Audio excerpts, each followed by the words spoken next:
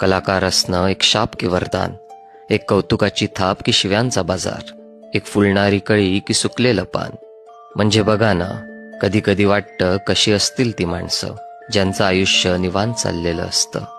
ना त्या लाटांशी गोष्टी करत बसतात, ना आभाळाच्या बदलत्या रंगाकडे बघून आयुष्याच्या बदलत्या छतांचा विचार करतात, ना पावसाच्या थेंबात अर्थ शोधतात, ना मातीच्या सुगंधात हरवून जातात. कधी कधी वाटतं सोप्पं आयुष्य म्हणजे खरं सौंदर्य. कदाचित कलाकार असणं हे एक शापच आहे. पण मग आठवतं, ही निर्जीव गोष्टींना प्राण देण्याची ताकद, ही निरर्थक वाटणाऱ्या क्षणांमध्ये अर्थ शोधण्याची जिद्द, ही प्रत्येक भावना जपून ठेवण्याची संवेदना, हीच तर कलाकाराची ओळख असते. समाज गोंधळात असतो, कलाकार त्या गोंधळात सूर शोधतो. समाज धावतो, कलाकार थांबतो.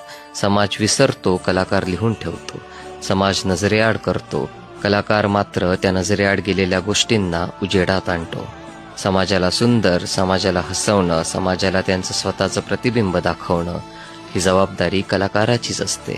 कदाचित त्याच्यासाठी कलाकार असणं एक शाप असेल, पण समाजासाठी मात्र तो एक वरदान असतो.